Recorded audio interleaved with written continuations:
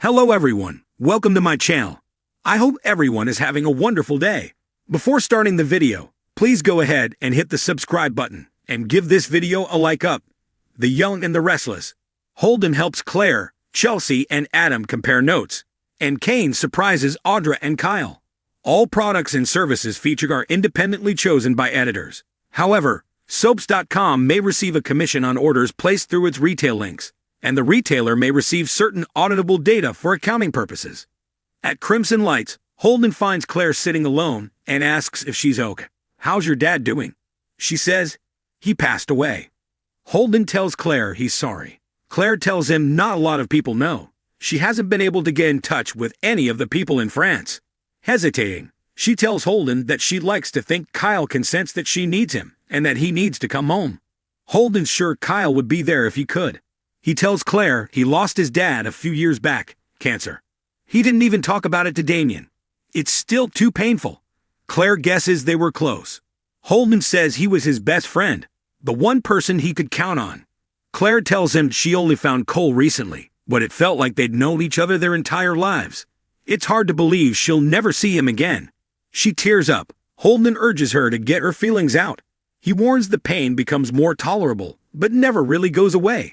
Claire thanks him. It feels better to talk about it. Holden thinks it's a good sign that she's out. He asks her to join him for breakfast, changing the subject. Holden asks Claire what she likes to do outside of work. She says she likes to read detective novels and picked up horseback riding recently. Her dad taught her how to take care of her horse. She explains Cole was a groomsman earlier in life and became a teacher. She laughs while sharing a memory of falling off her horse with Cole. She thanks Holden for the breakfast invite but declines. Holden gives her his number in case she needs his help. He tells her the more people she's around the better as she takes time to adjust.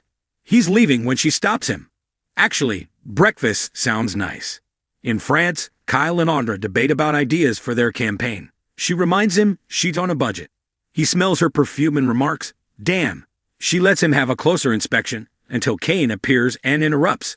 They blather that they were working. Kane is surprised to see them working so closely together. He thought they were involved with other people. Was I wrong about that? Kyle and Audra assure him they're with other people, and their relationship is entirely professional. Kane apologizes and says he knows Audra's with Nate, Lily's cousin, and Kyle is with Victoria's daughter Claire. He's sorry he and Summer didn't work out. Kyle shrugs that they're co-parenting their son Harrison. Kane wants to know more about Audra, but he's intrigued that she was able to persuade Victor to get her on the guest list and to fund a company for as well. Audra says she can be very persuasive and asks, "Wouldn't you agree, Kyle?" Kyle cracks that he'd call Audra more invasive than persuasive. She snarks, "Haha." Kane says they spar like an old married couple. He's curious about their business connection. Kyle explains it's a rivalry, and he was trying to figure out what scent she's wearing. Audra tells Kane she's determined to find out what he likes in a woman. Kane questions her coming all the way there for that. She says, "Cosmetically speaking, of course."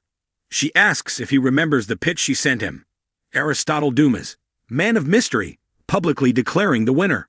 Kyle snarks that Kane Ashby doesn't have the same splash. Kane asks why Jebot and Kyle would give Audra a bone. It doesn't make sense. This is why he can't shake the feeling that there's something more going on between the two of them. Kyle and Audra insist they're just looking for publicity. Kane can't understand Jebot wanting to get involved in this campaign. Audra and Kyle spar verbally about her company until Kane intervenes. "Ok, I'm sold. If this is their campaign, it's very entertaining." He thinks it could still work. Kane tells them he can delay the reveal of his real identity a little longer. Kyle thanks him. He reminds them he has experience in the cosmetics field as well. He asks them to bring them a sample of their fragrances, and they'll go from there. He walks off and Kyle tells Audra, "Looks like we're going to war." They high-five. Adam joins Chelsea in Newman Media's office, and she's surprised to see him back from France already. They kiss, and she asks about his trip. He wants food first. He has a lot to tell her. At Society, Chelsea asks Adam if she's talked to Victoria. He says no and asks for the latest on Cole. Chelsea says he didn't make it. Adam gawps. "What? How is that even possible?" He declares that this is terrible and asks how Victoria is doing. Chelsea says she's not great. Adam sighs that Nikki must have sensed something. She wanted him to let Victoria know she was thinking about her and would be there if she could. They talk about him being someone the family can depend on. They go over Cole being a good guy, and Adam worries that he gave the family in France false hope. He decides he'll go see Victoria later. Chelsea asks if he got the information to Victor. More importantly, who is Aristotle Dumas? Chelsea's stunned to hear that Dumas is Kane Ashby and declares that this whole thing is shady. Adam says Kane claims that Colin went legit before he died. Chelsea questions if Colin is even really dead. Adam can find out, but they need to find out what Kane's up to in Genoa City. He told the others he wants to come back to town and start fresh. Chelsea doesn't trust Kane as far as she can throw him. Adam says they'll keep digging and figure out everything there is to know about his operations. This doesn't just affect the family, it's a huge story, and right now it's all theirs. Chelsea can't believe Adam walked up a mountain. Adam tells her the road was out and that Kane has his own private train. He shares that Victor didn't say a word about them not publishing a hit piece on Billy. They're cut off from the outside world. Chelsea remarks on the convenience of the power players being cut off while Kane buys up the whole town. Chelsea learns that Phyllis saw him.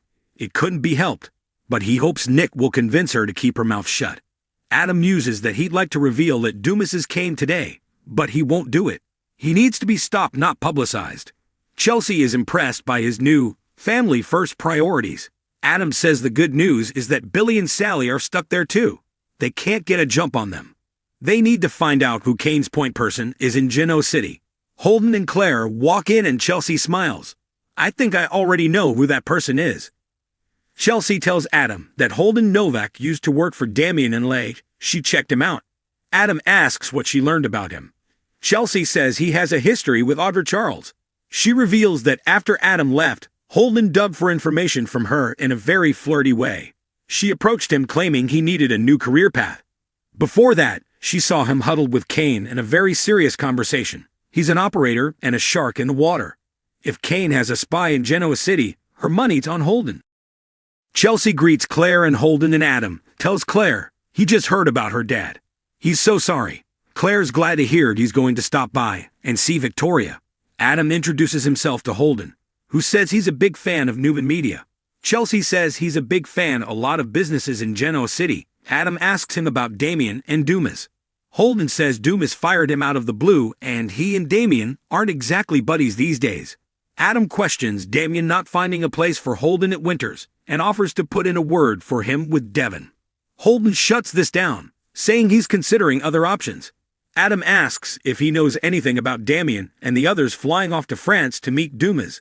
Holden points out Adam is asking a lot of questions. He doesn't have any idea about the trip, nor does he care. Claire thanks Chelsea for helping her mom last night. They're both struggling. Chelsea says they can call her anytime. Claire and Holden turn to find a table, and Adam asks Holden to stop by Newman Media. Maybe they can find a spot for him there. Holden frowns. Are you offering me a job? Holden agrees to give it some thought, and he and Claire walk off. Chelsea grins. Well played, sir. Across the room, Claire thinks the job offer is exciting. Holden says it's definitely worth looking into. Claire decides she can't do this after all. She's thinking about her dad. Holden knows what it's like. This is a club you never want to be a part of. She asks how he got out of it. Holden talks about making to-do lists and putting one step in front of the other. He warns the grief comes in waves. You have to jump on it and experience the ride. Claire wipes a tear away and tells him he's been great. She just really misses Kyle.